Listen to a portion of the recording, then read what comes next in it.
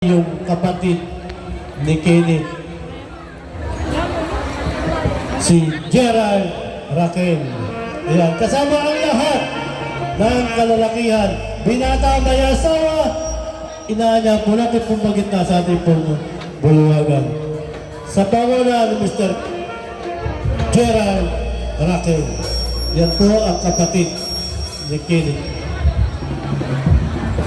Sige.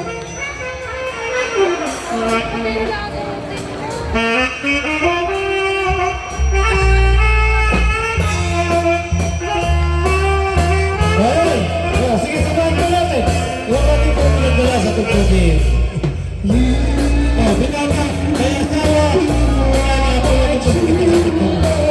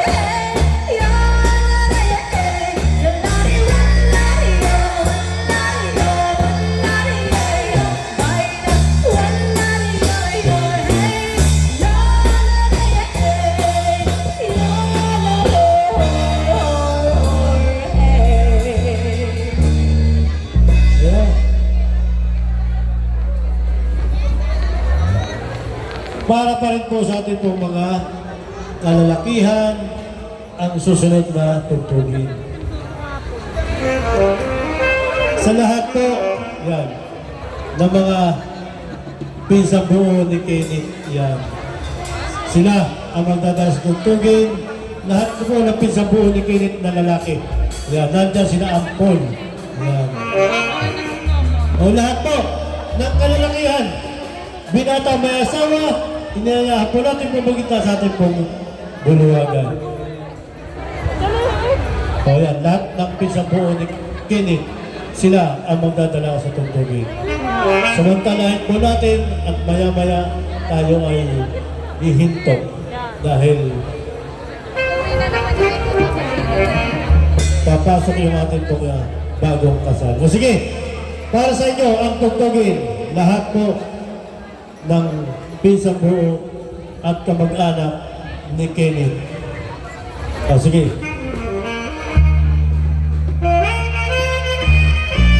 Oh, ayan.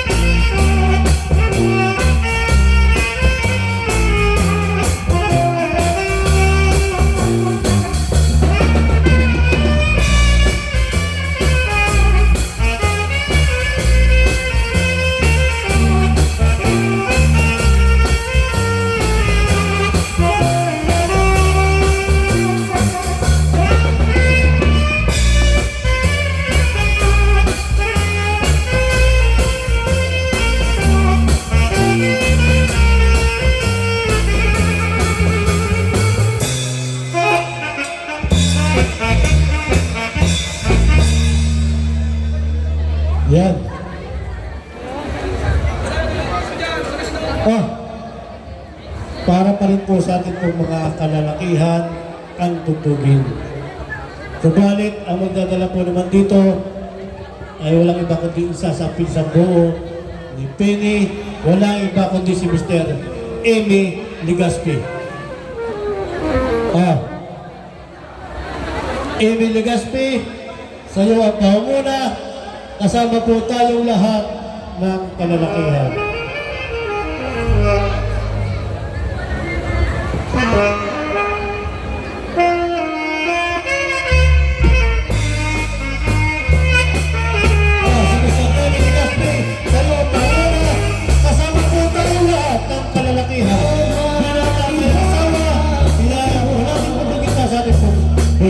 Nakikiusap ako.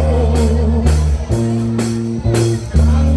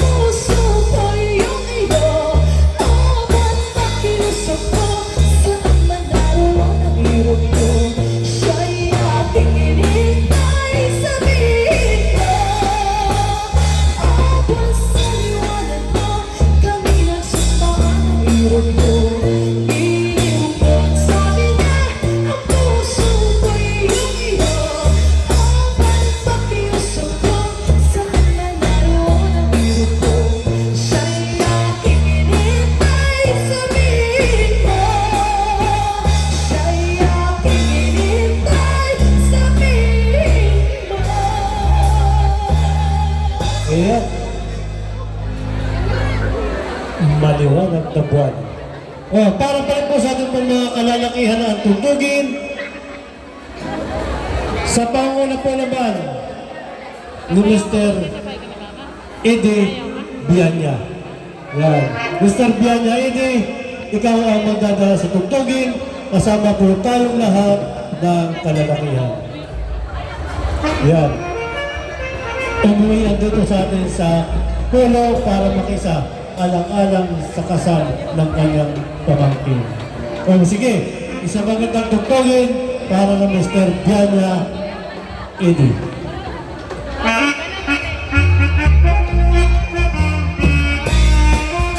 Sige. Sa paano natin, iwan ang pagpinagdala sa tugtugin. Bilang na may asawa, malayo po nakita sa ito.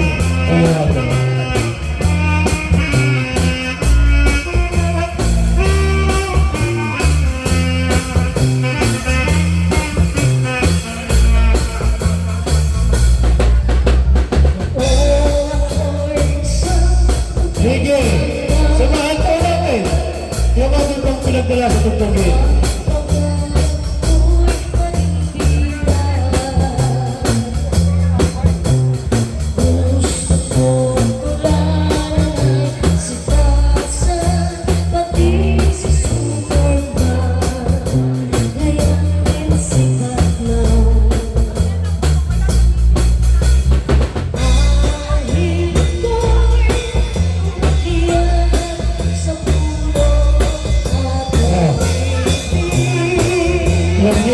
Ninang daw.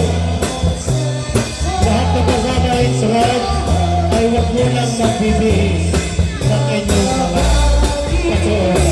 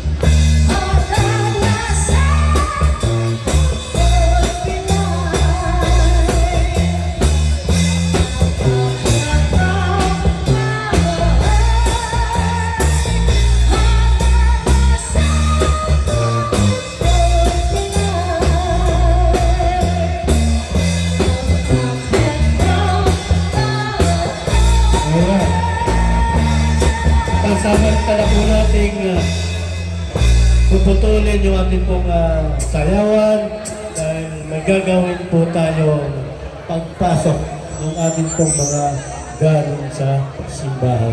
So kaya lahat po, kung kasali sa entourage, ay mangyari po, pumunta po muna tayo doon sa labas. Ninong, ninang, at ganun din yung ating pong mga abay.